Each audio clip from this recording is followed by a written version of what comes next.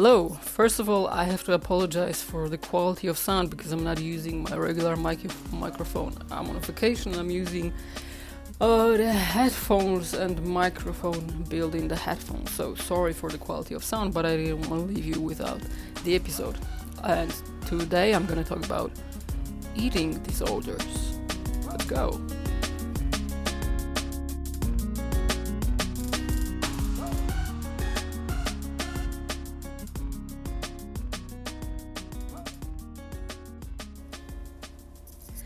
So, we're in the middle of summer. People are going on vacation, and we've all heard about the Beach Body Challenge. And since approximately February, we come across news headlines about perfect abs, how to get lean in 30 days, how to look perfect in 2 weeks, and so on. And basically, we're bombed with perfect and photoshopped people and recently even AI-generated models. And it's obvious that it has a huge impact on our body image and self-esteem, so I'm not even discussing it here. But in relation to this, I thought that it would be a good moment to talk about eating disorders, which is partially related to the images we're all exposed to. So, eating disorders are a pretty broad field of psychology and psychiatry, and usually when therapists decide to work with eating disorders, they have some additional workshops and certificates because it is very challenging and requires a specific approach to the patients. And I'm not specializing in eating disorders, so my knowledge is pure theoretical. But although I will bring up a second-hand example which I know from someone else, so that it's going to help me to explain what I'm talking about better. So, from the very beginning, eating disorders are classified in both DSM and ICD classifications, and they are defined as behavioral conditions characterized by severe and persistent disturbance in eating behaviors and associated distressing thoughts and emotions. So, the one thing that should be taken is that eating disorders are not only about food. It's mostly emotional and control problem, and the food is a focus, but not the cause itself. Eating disorders are usually serious conditions which affect physical, psychological, and social functioning of approximately 5% of population. So 5 in 100 people experience some kind of eating disorders. They include anorexia nervosa, which is probably the most popular. They also include bulimia nervosa, binge eating, avoidant restrictive food intake disorder, sometimes referred to as orthorexia, you might have heard about it, other specified feeding and eating disorder, pica, and rumination disorder. I'm not going to talk about all of them. I will focus on anorexia, bulimia, and binge eating in this episode. Eating disorders are most often developed in adolescence or young adulthood, so this is exactly when our body image and self-esteem is formed, and body changes triggered by hormones are the most visible. They can occur at any age and affect any gender, but they are most present in women, and especially anorexia and bulimia are present in women. Eating disorders very often co-occur with anxiety, depression, and other psychiatric conditions, but they are not always present. I mean, the other psychiatric conditions are not always present. Some patients are diagnosed with eating disorders as a separate diagnosis, and that's it. Starting with the most common one, anorexia nervosa. This is usually linked to self-starvation, weight loss, and abnormally low weight in relation to a person's height. So extremely low BMI. Usually anorexia is diagnosed when BMI is lower than 18. So these are really, really, really lean or even skinny people. And this might surprise you, but anorexia nervosa, so anorexia itself, has the highest mortality of any psychiatric diagnosis other than opioid use. So if we exclude opioid use, anorexia nervosa is the most deadly psychiatric disorder. So not depression, not schizophrenia, not dementia, but anorexia is among psychiatric disorders the second most deadly one. And if you look at the patient characteristics, which are usually young girls or young people in general, this is really, really frightening. In anorexia, dieting behavior is primarily motivated by an overwhelming fear of gaining weight or becoming fat. And while some individuals may express a desire to gain weight, their behavior often contradicts this claim. So for instance, they consume only small portions of low-calorie food and mutually engage in excessive exercise. So they have even greater calorie deficit. Additionally, some individuals with anorexia nervosa may occasionally binge eat, and after the episode of binge eating, they purge through vomiting or misuse of laxatives, which is commonly linked to bulimia, but in anorexia this can be also present. At first, anorexia nervosa is relatively non-symptomatic, for observance, because it is relatively common that young people gain and lose weight. They sometimes eat more, or sometimes eat less. They are in better or worse mood. So the first phase of anorexia is relatively invisible. Also, patients with anorexia can pretty well pretend they are eating, and they can be very handy when it comes to hiding food. So their family can eat dinner together, and they really can't see that something is wrong with eating habits of their children. And after some time of self-starvation, anorexia gives pretty unpleasant symptoms, which include muscle weakness, of course, because you're on a huge, deadly calorie deficit. So this, of course, include muscle weakness, dizziness or fainting because of dehydration, because you can drink, but some hydration comes from food as well. So if you're not eating, you can experience dizziness or fainting because of dehydration. Of course, brittle hair and nails, severe constipation or bloating. This is very common. Osteopenia or osteoporosis. So basically, your bones becomes really easily breakable. Reflux, for sure.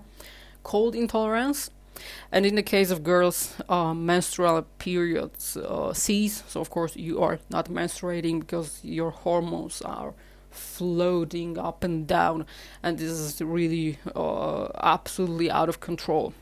And finally, one of the symptoms is poor concentration. This is very important. Poor concentration and dementia-like symptoms.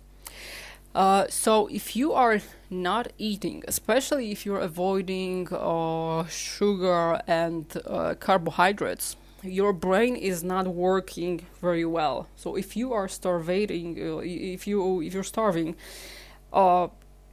your cognitive performance will be much worse. And one interesting thing that I've heard from therapists working with eating disorders is that patients are relatively immune to hearing that anorexia is deadly disease. This doesn't cause any changes in their behavior whatsoever. But when they are confronted with the fact that the brain is working much worse than it could, it somehow triggers the change. Because, well, people don't want to be stupid. And if you're not eating, you are, to some extent, becoming more stupid than you are. Or at least you behave as someone more stupid, and your cognitive performance is absolutely below the normal cognitive performance of yours. As I mentioned before, the therapy is very challenging for both sides, so for a therapist and patient, for both of them, and often requires hospitalization because long-term starvation leads to severe physical problems such as heart rhythm abnormalities, kidney problems, seizures, and so on. So this, again, I have to say, this is very serious mental and very serious physical condition. So if you see that someone is eating less or someone is dieting excessively, or please don't freak out, but be alarmed, because this is really, really serious mental condition, and the faster this person get help, the better, because later it might be too late. The exact causes of anorexia nervosa are not fully understood, but certain factors can increase the risk. So, for example, genetic factors suggest a hereditary link, so as anorexia often runs in families. Of course, cultural influences, such as the promotion of thinness and by the media and social media, it also plays a role. Additionally, environmental factors, including the onset of puberty, stressful life events, and relationship problems, they can also contribute to the disorder. For some individuals, anorexia becomes a way to control areas of their life that feels out of control, with their body image heavily influencing their overall sense of self-worth. So if you don't have control over your life, sometimes eating is the only thing that you can control. And I remember a patient, which was my teacher's client, a 19-year-old college student. Her mother described her as an outgoing and highly achieving individual. However, during her senior year of high school, she became increasingly focused on her appearance, particularly her weight. What began as a simple attempt to eat healthier and simply exercise more, it quickly spiraled into an obsession with food restriction and exercise, counting calories and cutting more and more calories every day.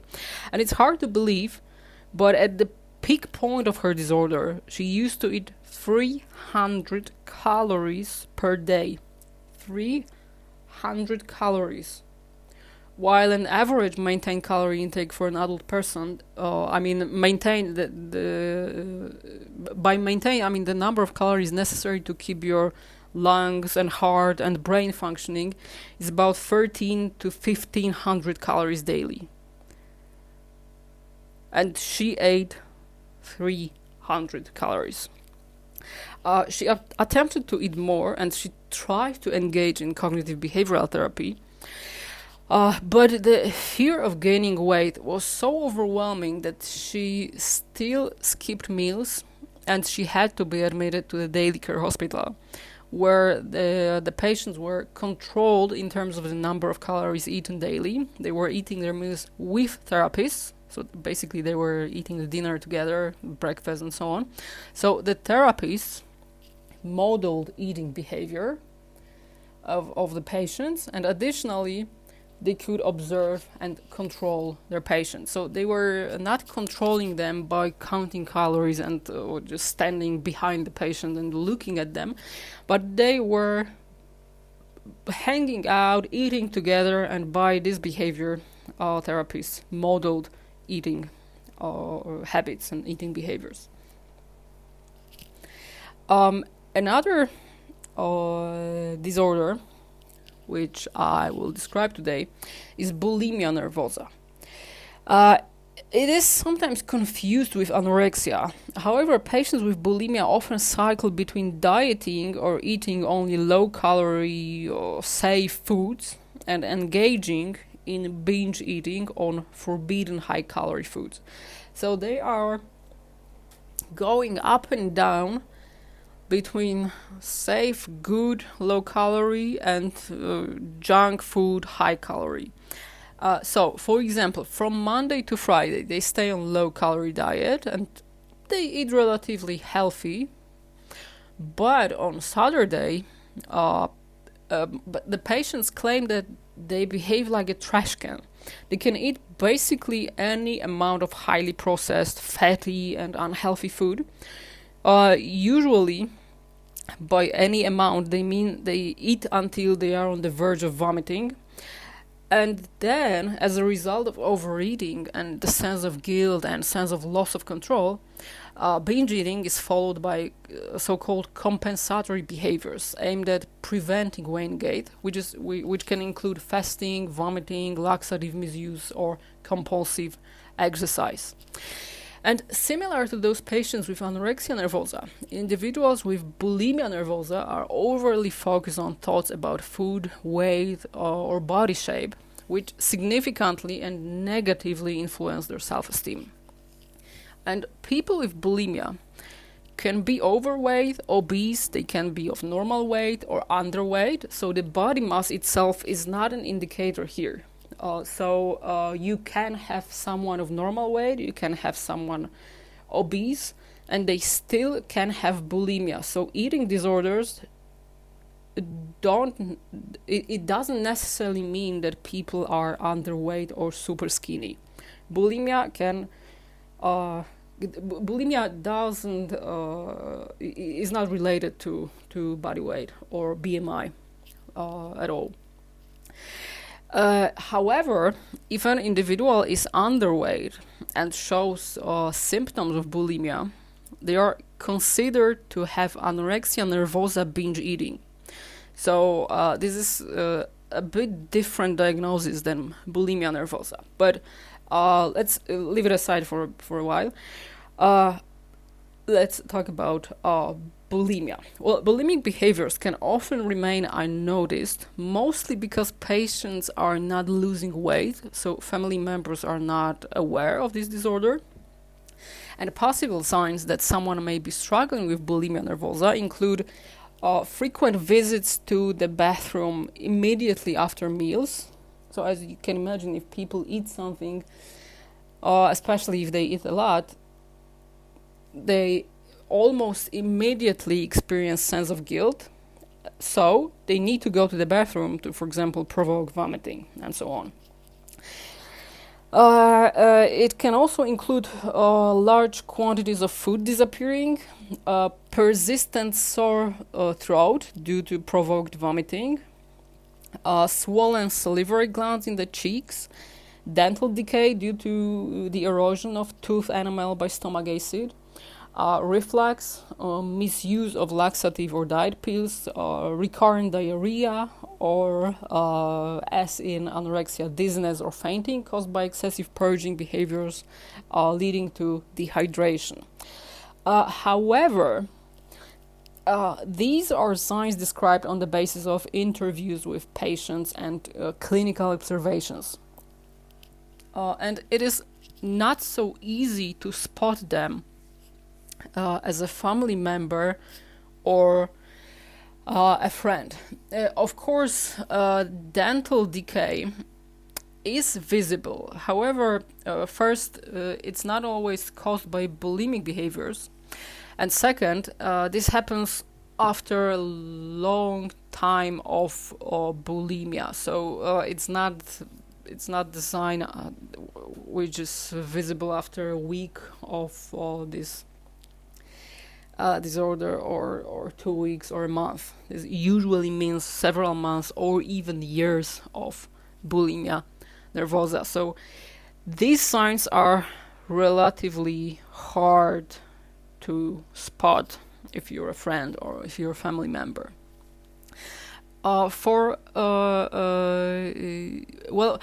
Bulimia is not as deadly as anorexia, but it can result in potentially life-threatening complications such as gastric rupture and dangerous cardiac arrhythmias. So similar to anorexia nervosa, these patients can also have heart problems. And for individuals with severe bulimia nervosa, medical monitoring is crucial to detect and address these potential complications. So this is very this is usually necessary to be not only in psychotherapy, but also to have constant medical monitoring. The most effective treatment for bulimia nervosa Is outpatient cognitive behavioral therapy, uh, which helps patients regulate the eating behaviors and manage their thoughts and emotions that sustain the disorder. Sometimes antidepressants like fluoxetine, for example, can also reduce the urges to binge and purge. And of course, family-based treatment, which educates caregivers on how to support adolescents or young people in normalizing their eating patterns, may be beneficial in treating people with bulimia nervosa. However, as all eating disorders, this one is also very challenging for both patients and therapists and for the families as well. And it requires a lot of strength, and it requires leaving a comfort zone of a patient. So these patients should have continuous support in their efforts, because it is really, really very distressing and very uncomfortable for them. The final disorder I want to describe in this episode is binge eating. Similar to bulimia nervosa, individuals with binge eating disorder experience episodes of consuming large quantities of food in a short time, and it is accompanied by a sense of loss of control and distress over their eating behavior. However, unlike those with bulimia nervosa, they do not routinely engage in compensatory behaviors such as vomiting, fasting, excessive exercise, or laxative misuse. Binge eating disorder can result in serious health complications, first and foremost obesity, diabetes, hypertension, and cardiovascular disease, because these patients experience very irregular phases of eating. So once they eat 3,000 calories at once, then they are fasting, again they are eating, and so on and so on. And usually such binge eating is related to emotional tension or stress, and it serves as a way of coping, as a way of regulating emotions. So this is very similar to binge drinking. If you are accumulating stress from a whole week and you go, you take all the booze on the weekend and you lose control over your drinking, it is the similar mechanism. You are trying to regulate emotions, you are trying to cope, and binge drinking, binge eating, and engaging in all binging behaviors, they have pretty similar purpose. So they are there to serve as some kind of emotional regulation. To diagnose binge eating disorder, at least once a week for 3 months, the patient has to experience binge eating episodes. These binge eating episodes must be accompanied by a sense of loss of control and at least 3 of the following characteristics: eating more quickly than usual, eating until uncomfortably full, consuming large amount of food, eating alone due to embarrassment of how much one is eating, feeling disgust with oneself, depressed, or extremely guilty after a binge. Usually, and this is what therapists who work with eating disorders told me, usually people experience, or the patients who want to go under therapy, they experience depression and a sense of guilt after binge eating. They rarely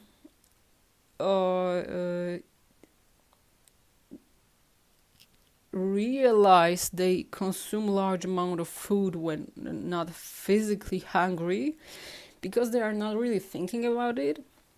But it happens that they are eating alone due to embarrassment over how much they are eating. So these are, some of them are more popular, some of them are less common, but in general 3 of them should be present to diagnose binge eating disorder. And as with bulimia nervosa, the most effective treatment for binge eating is cognitive behavioral therapy, either individually or in a group setting. And group setting is even more efficient because when you are in a group, you see that it's not only your problem.